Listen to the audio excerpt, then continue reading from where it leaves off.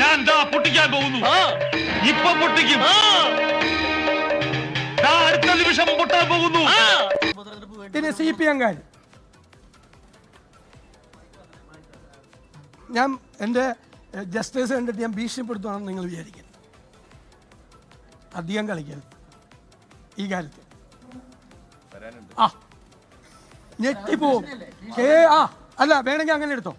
കേരളം ഞെട്ടിപ്പോവും. അതില്ല. നീ എന്താ ആലോചിക്കുന്നത്?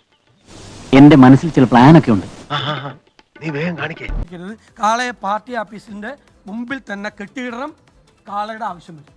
ആ കാളയുമായിട്ട് എൻ്റെ വീട്ടിലേക്ക് പ്രകടനം നടത്തിയ BJP-കാരെ കൊണ്ട് ഞാൻ ആ കാളയുമായിട്ട് രാജീവ് ചന്ദ്രശേഖരൻ്റെ വീട്ടിലേക്ക് ഞാനൊരു പ്രകടനം നടത്തി.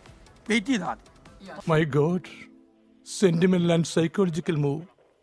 എന്തായാലും താൻ ഇത്രയൊക്കെ പറഞ്ഞ സ്ഥിതിക്ക് ഞാൻ അങ്ങനെ പറ്റില്ല എന്ന് പറയും. ആ വിഷയം ക്ലോസ്ഡ് ആണ്. ഞങ്ങൾ ആ വിഷയത്തെ പറ്റി ഇനി ഒരു ചർച്ചയില്ല. ആ സബ്ജക്റ്റ് ക്ലോസ് ചെയ്തു. അതെ, ഈ ഐഡിയോളജി തന്നെയാണ് എന്റെ ഹസ്ബൻഡിനും ഇഷ്ടപ്പെട്ടത്. ഞങ്ങൾ എത്ര വിളിച്ചിട്ടും അമ്മ അമേരിക്കയിലേക്ക് വരാൻ തയ്യാറാവുന്നില്ല. അതെന്താ അമ്മ? ഇനി നിങ്ങൾ ഞങ്ങളോടല്ല ചോദ്യങ്ങൾ ചോദിക്കുന്നത്.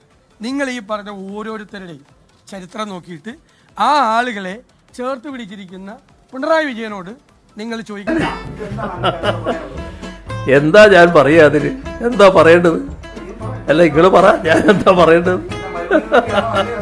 ശരി, അപ്പൊ അങ്ങനെയാണ് സംഗതികളുടെ കിടപ്പ്. ഞാൻ പോകുന്നു. Bye bye.